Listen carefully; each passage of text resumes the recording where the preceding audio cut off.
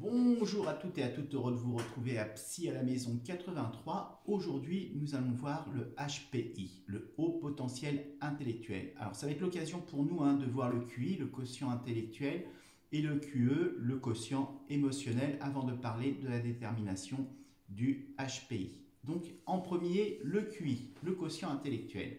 Alors, le quotient intellectuel est un chiffre obtenu suite à un test psychométrique permettant de quantifier l'intelligence abstraite de l'être humain. Le QI est le rapport entre l'âge mental multiplié par 100 et l'âge réel. C'est l'âge mental que l'on mesure par les tests.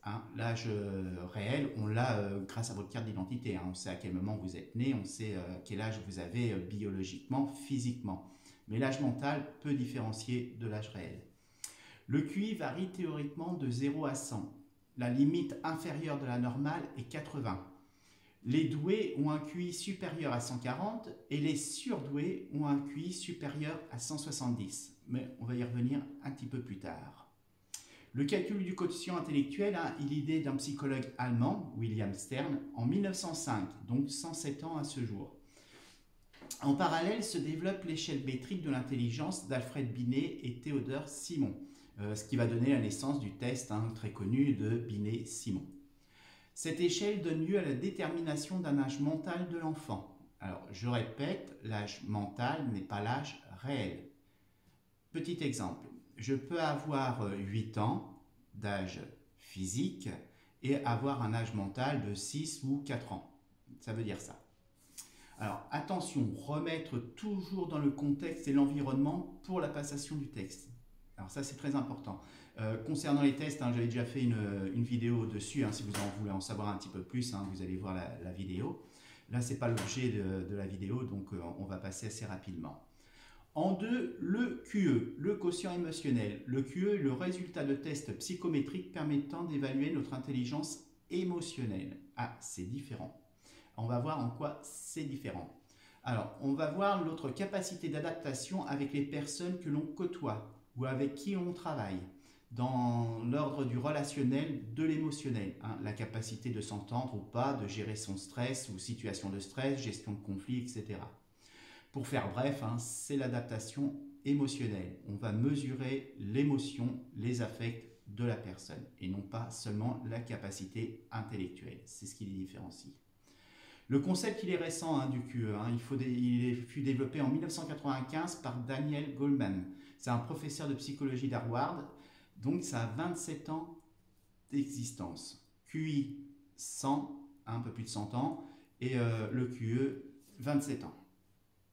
Alors, différence entre le QI et le QE. Alors, la principale différence entre le quotient intellectuel et le quotient émotionnel est que le QI finit en principe son évolution vers la fin de l'adolescence. Il va être figé, tandis que le QE peut évoluer à tout moment de la vie. C'est-à-dire qu'on peut progresser au niveau du quotient émotionnel. Que le QI, ça va être plus compliqué. Ce n'est pas impossible, mais c'est compliqué. Le HPI est le haut potentiel intellectuel. Voilà, on arrive à ce qui nous intéresse. Le HPI est calculé avec le QI. Il est situé dans l'échelle entre 130 et 160 de QI. Avant, nous parlions de doué ou de surdoué. Donc, pas nouveau en soi, c'est juste une nouvelle détermination pour faire un nouveau concept. Une détermination déjà existante, nous faisons du neuf avec de l'ancien, pour faire bref. Voilà. Le HPI est confronté aux mêmes problématiques du surdoué. Ah oui, il n'y a pas que des avantages. Croire qu'il n'y a que des avantages d'être HPI est faux, c'est un préjugé. Alors ça ne veut pas dire que si on est HPI, tout va mal, loin de là, il y a des HPI qui vont vivre une vie tout à fait normale et ça va bien se passer pour eux, parce qu'ils vont réussir à se réaliser. Mais dans certains cas, ça peut être un handicap, une souffrance. Le HPI peut se sentir en souffrance car décalé par rapport à autrui. Pas toujours facile d'accepter qu'autrui ne comprenne pas ce qui nous paraît logique. Il peut ressentir un ennui permanent, profond, dans sa relation sociale, familiale, travail, amis. Ce qui explique le retrait du monde du HPI. Il peut être interprété par autrui comme un isolement ou un non-intéressement à ceux qui l'entourent, trop détaché du monde extérieur. En réalité, c'est une défense au monde extérieur. Il doit toujours répondre à sa soif d'acquisition, de savoir, d'apprendre, de comprendre pour trouver les stimuli nécessaires à son épanouissement et à sa réalisation de lui. Alors, Être hors norme, même positivement, peut vous exclure du monde normal et peut vous renvoyer à une mauvaise image de vous. Vous exclure du monde social par un décalage de la réalité trop importante. Le HPI est surdoué, mais pas un génie.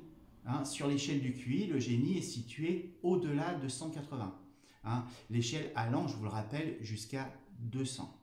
Le HPI n'est pas un devin, un magicien, un médium. Il n'a pas de super pouvoir, c'est pas un super héros. C'est un être humain comme un autre avec une facilité de penser, de comprendre, d'assimiler plus rapide que la normale. Il va avoir une capacité d'adaptation hors norme. Qui peut faire passer un QI ou un QE pour détecter un HPI? Eh ben, c'est les psychologues. Les psychologues sont formés et habilités au passage et à l'interprétation des tests de psychométrie. Alors, le psychanalyste ne fait pas de test, mais peut utiliser le résultat comme une aide à la compréhension sans pour autant mettre une étiquette. Rappelez-vous, nous les psychanalystes, on met les étiquettes sur rien, on évite, pour pas que nos jugements soient faussés. On essaye de rester le plus neutre possible. Mais c'est un outil, ça nous permet de connaître l'état mental et physique de la personne. Ça peut vraiment aider dans la thérapie, donc c'est toujours intéressant. Mais nous, les psychanalystes, on ne fait pas passer le test. Si on veut faire passer un test, on l'enverra vers un neuropsychologue, un psychométricien, voilà, un professionnel qui a le droit, qui est habilité, qui est formé. Ça, c'est pas le rôle du psychanalyste. Mais rien n'interdit au psychanalyste d'utiliser ces données, physiques et mentales, pour l'aider dans sa relation à autrui. Voilà. J'espère que cette vidéo vous a plu, que vous en savez un petit peu plus sur le HPI. Donc n'ayez pas peur, c'est des gens tout à fait comme nous, comme tout à chacun, il n'y a vraiment aucun problème, vous pouvez les côtoyer, ils sont super sympas, il n'y a pas de problème. Et puis il faut savoir que ce n'est pas toujours facile pour eux et donc il faut le prendre en compte. Voilà.